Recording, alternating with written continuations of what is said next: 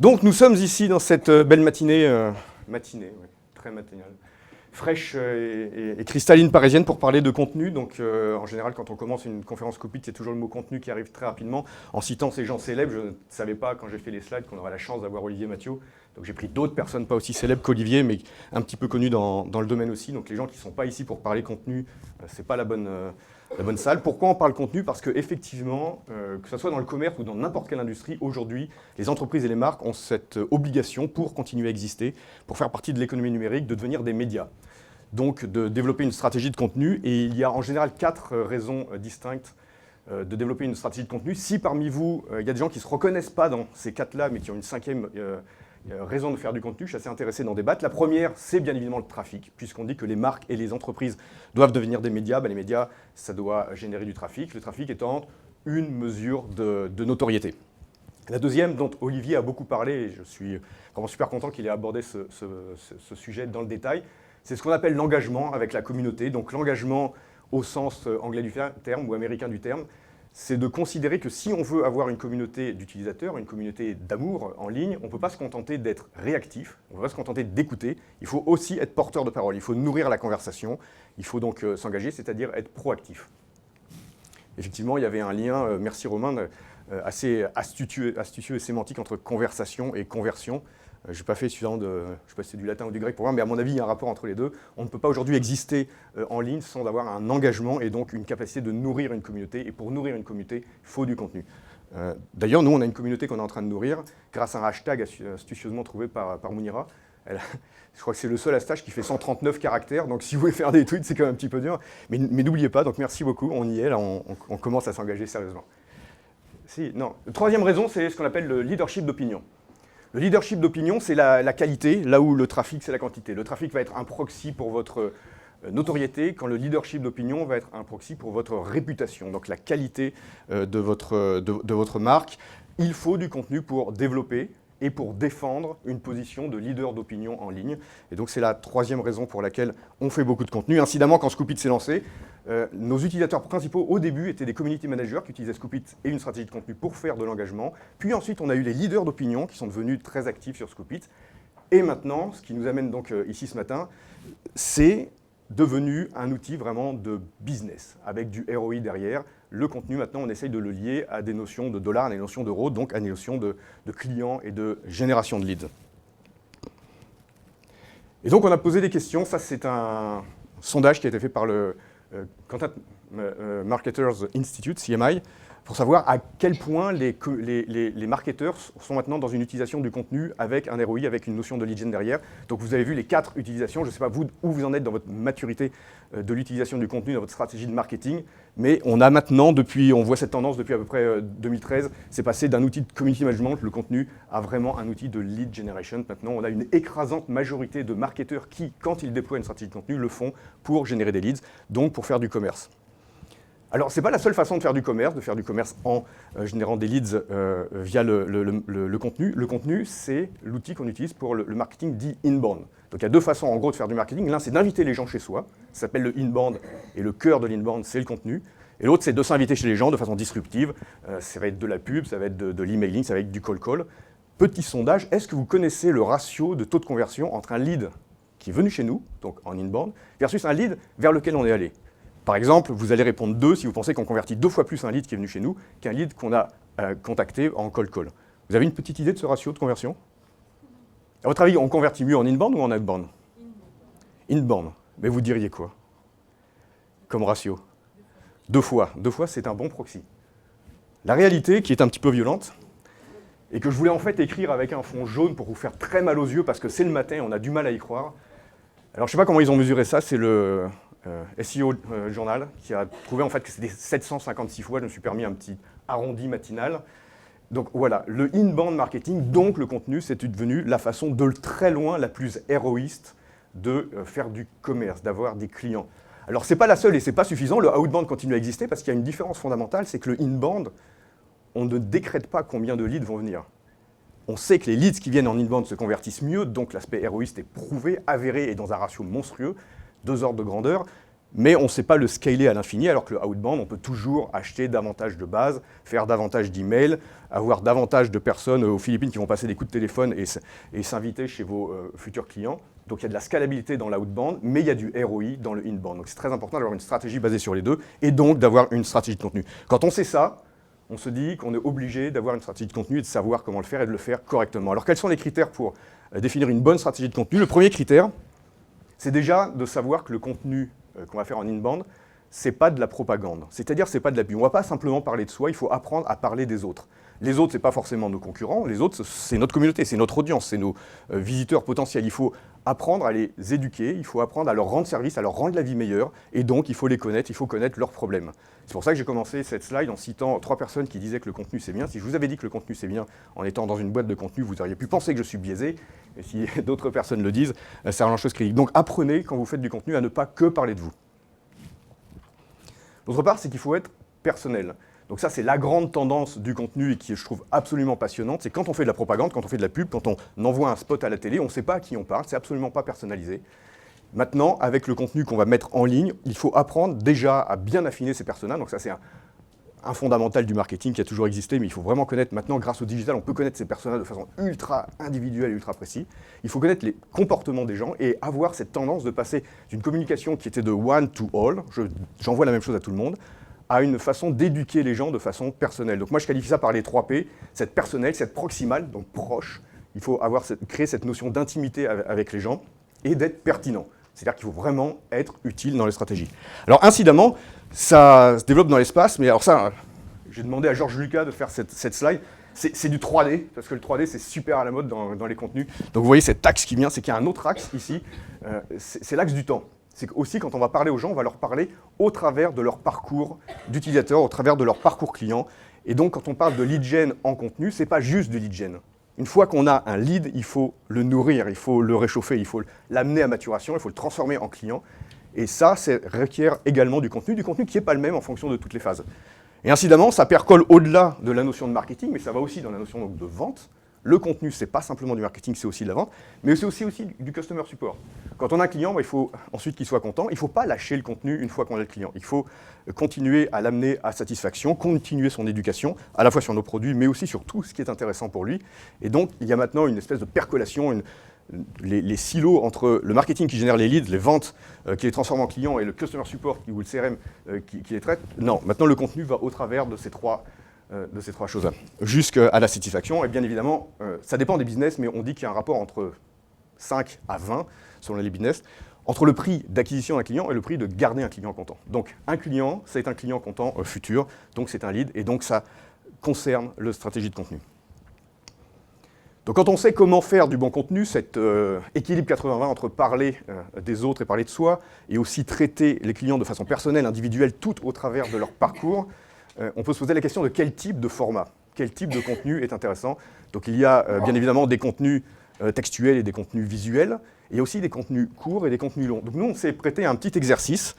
On a essayé de savoir est-ce que les contenus longs, donc qui prennent beaucoup de temps à être créés, génèrent in fine plus de leads que des contenus courts qui vont avoir cette flexibilité et cette souplesse additionnelle. Ça, c'est des stats réels faits sur une période de temps, je ne sais plus laquelle, je ne sais plus si c'est un an ou un trimestre. Le nombre de blog posts qu'on a écrits, le nombre de blog posts qu'on a curés, donc qu'on a réutilisés, qu'on considère comme des contenus textuels mais courts, versus les white papers et les e-books qui sont aussi des contenus textuels. On n'a pas pris ici dans cette étude les contenus visuels dont la traçabilité est un petit peu plus compliquée. On a multiplié par le taux unitaire de fabrication de chacun, ça nous a donné un coût global pour chacun des canaux et on a regardé le résultat, donc très héroïste, de ces canaux-là. Donc ce qu'on a vu, c'est que nous chez Scoop It, donc on est en B2B, on passe un petit peu plus de la moitié, un peu moins des 2/3 de notre temps en termes de content marketing à créer du contenu court. Je parle du contenu textuel, il y a du contenu visuel et interactif en plus de ça. Et à peine un peu plus donc de la moitié, et on a une écrasante majorité du trafic qui est créé en fait par ce contenu court. Donc ça c'est intéressant, pour moi c'était contre-intuitif. Quand on parle de taille, j'avais l'impression qu'un contenu un petit peu costaud et profond allait créer davantage de trafic. Ben non, les contenus courts créent plus de trafic. Mais le trafic, comme on dit, c'est de la réputation. Pardon, c'est de la quantité, c'est pas de la qualité. Ce qui nous intéresse ici, c'est des leads.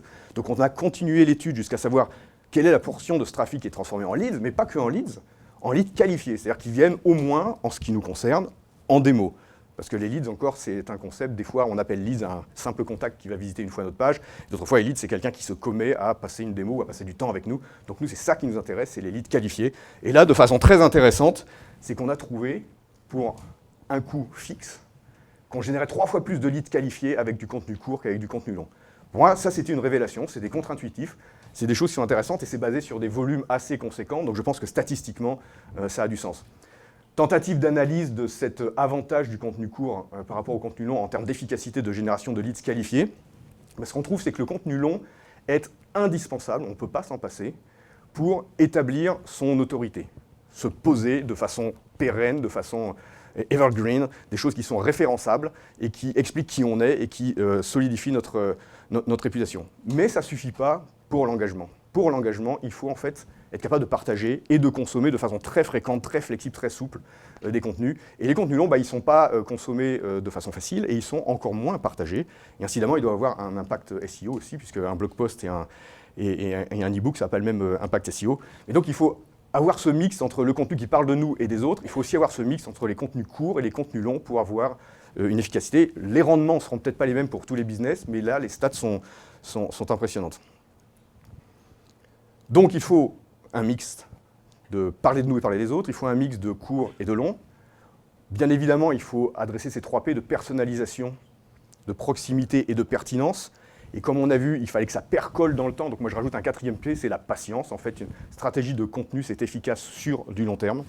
Mais il faut aussi derrière du câblage, une infrastructure. Il faut, pour tirer tout le bénéfice d'une stratégie de contenu, ce qu'on appelle un content hub, c'est un endroit où le contenu va être référencé, va exister, va créer du SEO sur du long terme, va être facilement trouvé et consommé par nos visiteurs, et puis toute une stratégie de lien, de call to action, qui permettent aux gens qui consomment et qui découvrent ce contenu de rapidement devenir des leads. Donc là, il y a de la câblerie, donc on n'est pas uniquement dans l'inspirationnel, on n'est pas uniquement dans la communication, mais il y a aussi du dev, il y a aussi de l'administration système, il y a aussi du SEO, il y a aussi de la technique pour développer une stratégie de contenu. Donc ayant posé ces bases, 2 petites astuces ou 2 petites pratiques dont j'ai envie de vous parler pour optimiser le ROI. Donc on a compris les fondamentaux d'une stratégie de contenu, le 80-20, le long terme versus le short terme, les 3 P ou les 4 P si on ajoute la patience et cette câblerie technique derrière. 2 bonnes pratiques pour augmenter le ROI. Pratique numéro 1, c'est le recyclage. Il faut des contenus de toute forme, mais chaque contenu n'a pas à être 100% original. Donc un bon stratège de contenu a cette habitude de recycler, de découper, de reformer, de transformer chacun des contenus qu'il va créer. Par exemple, ici, on va avoir des slides, on va avoir une vidéo, il y a des tweets, on va écrire un blog post, et peut-être que certains d'entre vous auront envie de contribuer à ces blog posts, donc on va avoir du user-generated content, on va avoir du contenu qu'on aura fait, et puis peut-être qu'un journaliste va reprendre et qu'on fera de la curation de ce que le journaliste reprendra, et ça permet d'augmenter le ROI d'une idée. Ce qui est dur, c'est l'idée, et ensuite l'idée, il faut apprendre à la conjuguer pour augmenter son ROI. Deuxième bonne pratique pour augmenter le ROI, alors, c'est la curation. Je ne sais pas si quelqu'un a déjà entendu parler de curation. Il paraît que je n'arrive pas à faire une conférence sans parler de curation. En plus, quand on parle de contenu, là, je ne vais pas y couper. Je n'ai pas mis les mots là. Donc la curation, c'est découvrir, augmenter, enrichir, super important, et repartager du contenu déjà existant. Donc les 3 thèmes sont très importants. Ça marche dans une stratégie de contenu. Ce n'est pas une stratégie de contenu, c'est une astuce ou une bonne pratique pour en augmenter l'impact, pour en augmenter le ROI. Pourquoi ça marche ? Donc ici, ce n'est pas de la philosophie, c'est très pragmatique et très héroïque. Ça marche premièrement parce que si vous devenez un média, si vous devez devenir un média et que vous n'êtes pas déjà un média, il y a de fortes chances que vous n'avez pas assez de contenu. Donc moi, j'ai fait une fois une présentation à la BBC, ils m'ont dit « Ouais, la curation, t'es gentil, nous on est nés en 1922, le contenu, on fait que ça à temps plein depuis près d'un siècle, donc ok, la BBC, peut-être pas complètement besoin de curation. » En fait, la plupart d'entre nous, quand on sait qu'il faut adresser les gens de façon individuelle au travers de tout leur parcours, et de façon régulière pour que les bots de Google soient nourris, il faut beaucoup de contenu. Et donc, vous ne pouvez pas tout créer, il faut considérer les internautes et l'existant comme une ressource. Deuxièmement, et ça c'est très héroïste, la première acte d'un curateur, c'est d'être un veilleur, c'est d'être un lecteur, c'est d'être un analyste de l'existant. Et ça, que vous fassiez de la curation ou pas, vous le faites. Donc ce temps, il est passé de toute façon. Et si vous ne faites pas de curation après vos lectures et après vos découvertes, en fait, le ROI est très faible. Alors qu'une fois que ce travail-là est fait, c'est assez simple de recycler. Et donc, c'est une approche très, très héroïste. Et la troisième chose très intéressante, c'est cette fameuse valeur sociale, la valeur du tiers de confiance s'il est qualifié. Mais le fait que, en fait, vos lecteurs croient davantage ce qui est dit par quelqu'un d'autre que vous. D'où, une fois de plus, les citations que j'ai mis au début, mais ça, c'est complètement avéré. Il y a une slide rigolote dessus, c'est quand vous dites à quelqu'un « je suis un amant merveilleux », en fait, c'est beaucoup plus crédible si quelqu'un d'autre le dit à votre place. C'est pareil pour votre marque. Donc, quand vous faites de la curation, vous diversifiez votre contenu, vous avez une source inépuisable de contenu qualifié. Cette qualification, vous la faites de toute façon en tant que lecteur, en tant que professionnel de votre domaine, donc autant en tirer parti. Et par ailleurs, ça va avoir un impact qui a été mesuré par divers analystes, supérieur que votre propre contenu en termes de réputation et de crédibilité. Tu es un amant merveilleux. On avait dit qu'on n'en parlait pas. Ben merci. Non, je suis touché. Il est crédible, hein? Ok. Et donc oui, ça marche, et ça marche. Donc nous, on a voulu voir si ça marchait au-delà de la théorie que je vous ai présentée. Donc dans la pratique, on a fait des mesures auprès de 550 utilisateurs plutôt de type petites et moyennes entreprises et plutôt de type B2B, mais il y avait un spectre très large dans ce panel, pour mesurer l'impact, donc très héroïste, d'1 euro ou d'1 $ dépensé sur du contenu créé versus 1 euro ou 1 $ dépensé sur du contenu curé. Donc on voit que le volume, bien évidemment, est largement plus grand quand on fait de la curation, puisque le travail est moindre. En trafic, ça a aussi un impact. Et on voit que même en leads, pour 1 euro curé, on obtient 50% de leads qualifiés de plus que pour 1 euro de création. Donc ça, c'est très intéressant. Et la dernière chose, c'est que si on parle de leads et que donc on parle de ROI, donc on parle de business, on a envie de mesurer, de savoir. Donc c'est les fameuses métriques dont parlait Olivier qui sont absolument indispensables. Donc déjà, il faut savoir définir des objectifs. Quand on fait d'une stratégie de contenu avec un objectif de leads, il faut savoir les quantifier. Il faut se donner des objectifs, il faut savoir les mesurer. Mesurer, ne serait-ce que pour mesurer l'écart entre votre plan et la réalité, pour pouvoir vous améliorer, mais aussi le marketeur, aujourd'hui, quand il est dans une stratégie de génération de leads, il a une obligation de reporting à son chef, et c'est important de savoir où on en est. Donc j'ai essayé de mettre 3 critères importants sur la façon dont on va déployer, choisir d'abord, puis déployer un système pour traquer des leads. Mais ensuite, en termes d'outillage, en tant que marketeur, vous avez besoin d'un outil qui est orienté contenu. Ça paraît trivial de le dire, mais il y a beaucoup d'outils d'analytics qui vont avoir une sophistication extrême, peut-être une finesse extrême, et qui ne sont pas orientés sur le métier du marketeur. Donc, on pense que pour être efficace en tant que content marketeur, sauf si vous avez une équipe immense qui peut vous gérer des sujets super complexes, c'est de vraiment se focaliser sur la performance d'un contenu, donc faire le lien entre le contenu et le leads, et rien d'autre. Et il n'y a pas de temps à perdre au milieu. Deuxième point, c'est ce qu'on appelle le modèle d'attribution. Donc, comme vous le savez, quelqu'un devient client parce que vous avez une réputation, parce qu'il vous a croisé, parce qu'il a assisté à une conférence, parce qu'il a lu vos tweets, parce qu'un ami peut-être est consommateur chez vous, et aussi parce qu'il a lu du contenu. Le chemin est très complexe, il n'est pas unique, et même quand il lit du contenu, en général, ce n'est pas un seul contenu, et c'est très dur d'avoir un système d'attribution qui va dire « je suis devenu client parce que j'ai lu ce contenu » et pas autre chose. Le système d'attribution parfait n'existe pas, il faudrait mettre des trackers de neurosciences à l'intérieur du cerveau pour savoir ce qui a déclenché un acte d'achat. On n'en est pas là, même si effectivement l'intelligence artificielle de Google a battu l'Icidol 99 professionnel 4-0-4-1. Terrifiant. Tu as vu? La partie 4, le coup 78, hallucinant. Il lui a niqué sa race, l'ordinateur est parti en vrille. Mais bon. Donc l'ordinateur nous gagne maintenant au Go, mais on ne sait pas encore attribuer de façon déterministe et certaine ce qui déclenche un acte d'achat. Mais on sait que les contenus qui sont lus sont contributeurs. On le sait tout simplement parce que s'il y a des contenus à lire, on a plus de conversions que s'il n'y a pas de contenu à lire. Donc ce qui est intéressant, c'est d'essayer de faire cette traçabilité.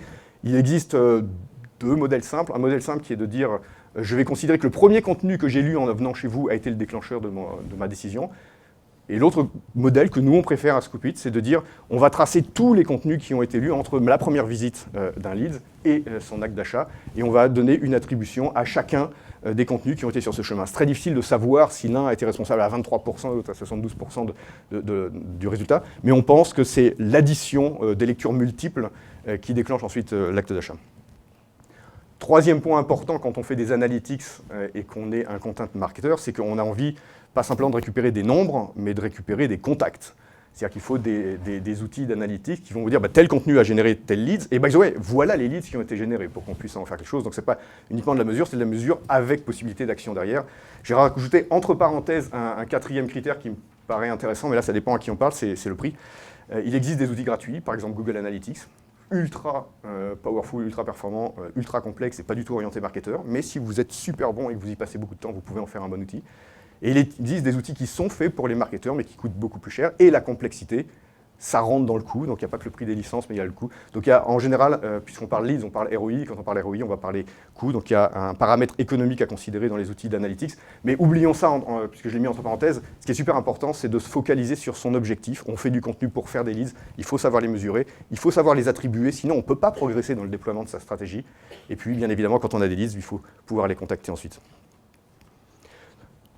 Voilà comment on fait une bonne stratégie de contenu pour générer des leads. Donc, un mix entre parler de nous et parler des autres, un mix entre des contenus protéiformes, visuels et textuels, et dans les textuels, des longs et des courts. Les 4 P, il faut être pertinent, il faut être proximal, il faut être patient. Et il faut aussi de la câblerie, donc de la technique derrière. Et donc, au bout du compte, Olivier disait, c'est l'hiver dehors, il fait froid, c'est compliqué. Donc moi, je voulais juste conclure pour réfléchir un petit peu sur savoir est-ce que c'est vraiment compliqué à faire une stratégie de contenu.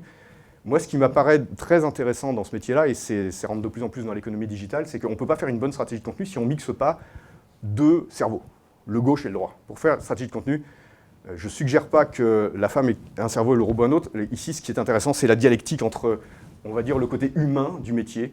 C'est l'empathie, c'est être capable de comprendre un personnage, de lui rendre service, de lui rendre la vie meilleure. C'est la créativité, toute cette complexité et cette richesse de contenu qu'on peut créer. Donc c'est le côté très créatif, très, on va dire, communication.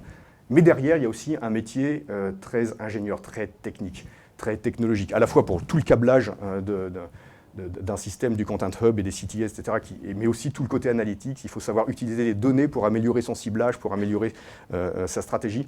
Donc en fait, on est dans un métier protéiforme, ou en tout cas bicéphale. Et parfois, on a des équipes suffisamment grandes, suffisamment riches et suffisamment compétentes pour pouvoir le faire. Et parfois, on est dans des structures un petit peu plus petites, où il est alors intéressant de peut-être sous-traiter une partie de cet aspect-là à la machine. Donc c'est l'intermède publicitaire dans le contenu. C'est la partie où je vais vous parler de Scooby Content Director, mais super rapidement. C'est de considérer que je pense que l'être humain doit passer l'essentiel de son temps, de son énergie, de son inspiration, de son cœur dans la partie humaine, donc le cerveau qui était du côté de la femme, et en fait c'est le cerveau droit, je crois, dans les études de neurosciences, dans la créativité, dans comprendre son audience, dans comprendre les gens qui sont en face de nous et leur rendre la vie meilleure, donc avoir cette imagination, cette créativité. Et derrière, c'est d'automatiser, c'est de sous-traiter un maximum de tout ce qui est mesure, de tout ce qui est planification à la machine pour gagner du temps. Et le temps qui est gagné, c'est de l'impact et c'est aussi du ROI. Donc juste très rapidement, ce qu'on fait quand on fait du Scoopit Content Director, donc c'est la version bleue de Scoopit qui est dédiée aux content marketeurs et en particulier content marketeurs davantage B2B. C'est d'une part, on aide la planification, donc cette fameuse stratégie qui consiste à avoir des contenus protéiformes et à les envoyer sur plusieurs canaux et à viser des personas, on peut les planifier. Deuxièmement, c'est d'aider à trouver du contenu, donc le contenu va être en partie créé, en partie sous-traité. Le contenu créé va être en partie créé à l'intérieur de l'entreprise et en partie peut-être créé par les utilisateurs, la communauté, c'est comme a expliqué Olivier. Et puis aussi, il y a une autre partie, c'est qu'on peut aussi curer du contenu. Donc Scoopit a un moteur de veille qui va aider à trouver du contenu et éventuellement le recycler pour enrichir la ligne éditoriale. Et puis enfin, toute la partie analytique dont je vous parlais. Donc la première chose qu'on va mesurer quand on fait du contenu, c'est l'impact en trafic. Donc ça, c'est le premier proxy. Ce n'est pas un proxy business, mais c'est important de savoir si votre trafic a un impact. Et la deuxième chose, c'est les leads. Donc dans Scoopit, on a intégré une faction de lier chacun des contenus à un parcours utilisateur et au bout de ce parcours utilisateur, aux leads.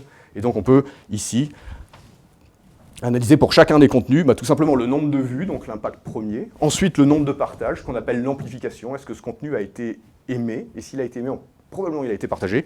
Et au bout du partage, le nombre de leads qui ont été créés. Donc c'est un modèle d'attribution très très simple, spécialement et uniquement pour les content marketeurs. On a du contenu à gauche, on a des leads à droite et on a le chemin au milieu. Et quand on clique sur la flèche des leads, on obtient les contacts et on peut agir conséquemment. C'est la fin de ma présentation, donc je vous remercie beaucoup pour votre attention. J'ai juste un petit scoop supplémentaire parce que un des P, des 3 P de la bonne stratégie de contenu, c'est la proximité. Et la proximité, ça veut dire aimer son audience, je vous aime. Et quand on aime l'audience, on donne des choses que l'audience peut facilement consommer. Et donc, on m'a mis la grosse pression pour faire la présentation en français. Et donc, ce n'est pas totalement apparent dans les slides précédentes. Donc, j'ai juste un scoop dans ma dernière slide. C'est que grâce aux efforts fabuleux de Julie et de Hélène, notre équipe marketing, on a, à partir de hier, avant-hier, la semaine dernière, le blog Scoopit en français. Vous pouvez retrouver plein de contenus intéressants, des ressources très professionnelles et très ciblées sur comment utiliser une stratégie de contenu et en particulier un e-book sur comment gérer des leads à partir du contenu. Bah, donc je vous invite à visiter ça, c'est blog.scoop.it/fr, c'est ça? Waouh, je le tiens. Merci beaucoup.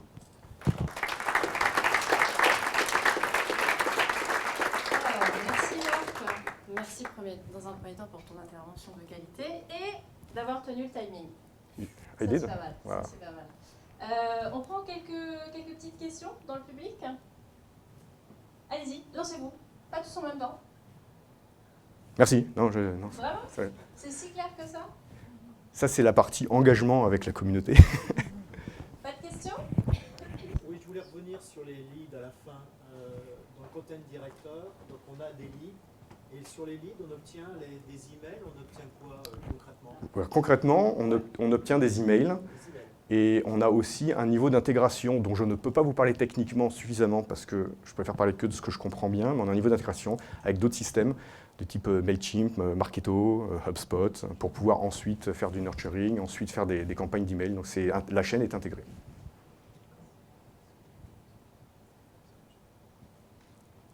Pas d'autres questions? Ah, il y en a une au fond. Caroline.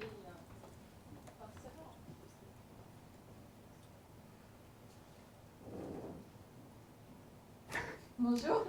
Bonjour. Je voulais... Ouais, pas mal. Toi, ça va? Ça va. Ouais. C'est un peu tôt. Hein. Ouais. Pardon. Je voulais voir quand tu parlais des contenus courts, notamment les posts de blog, enfin, comment tu fais pour capter l'information du lead justement, parce que si tu veux nurturer tu as bien besoin au moins d'avoir un formulaire de contact, mais dans un post de blog, ça t'amène du trafic, mais pour pouvoir les nurturer, les engager, après tu es obligé d'avoir ces contenus longs ou tu as d'autres manières? Non, alors, merci pour ta question, merci d'être là à une heure si matinale. Toujours.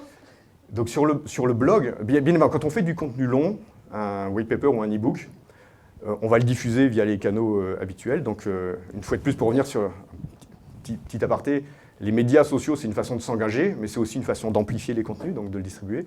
Donc le content marketer, et non pas le community manager, mais le content marketer va considérer les canaux sociaux comme un vecteur d'amplification.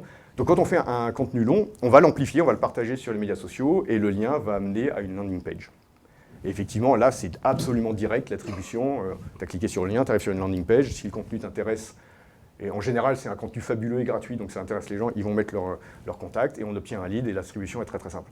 Quand tu es dans un blog post, on a aussi des CTA sur le blog qui sont par exemple appelés pour une démo, qui sont par exemple inscrivez-vous ici, c'est pas cher, c'est super génial, vous devriez y aller, des trucs comme ça. Et ce qu'on sait, c'est qu'on sait tracer tout le chemin, au début grâce à l'adresse IP et après avec des intégrations avec d'autres systèmes, avec les adresses email, donc les contacts, tout le chemin. Et donc, on va attribuer, si tu n'es pas passé par un e-book et que tu n'es pas allé sur une landing page et que tu n'as pas volontarisé tes informations pour obtenir un contenu long form, mais que tu es passé sur le blog, on sait les 3 contenus que tu as lus, on sait qu'au bout des 3 contenus, tu as cliqué pour demander une démo. Chacun des contenus va avoir un tic dans l'attribution de la création du lead. Ce que tu voulais dire, c'est que tu avais plus de leads qualifiés par rapport aux articles de blog que par rapport à des téléchargements de paper.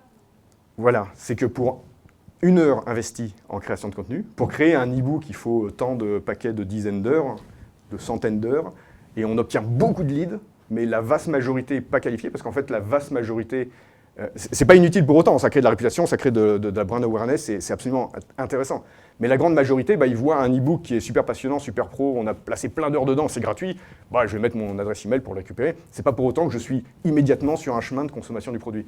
Alors que si tu es venu sur le blog, tu as lu 3 trucs intéressants et tu as cliqué « je veux une démo » derrière, il y a pas mal plus de chances que tu sois proche d'un acte de consommation. Et ce qu'on a vu, c'est que pour écrire 3 blog posts, nous par exemple, on a le ratio, on parle dans 90%, on parle des autres et 10% on parle de nous.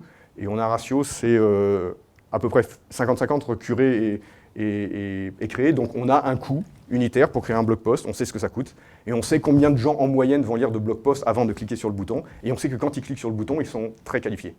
Le bouton Get a Demo.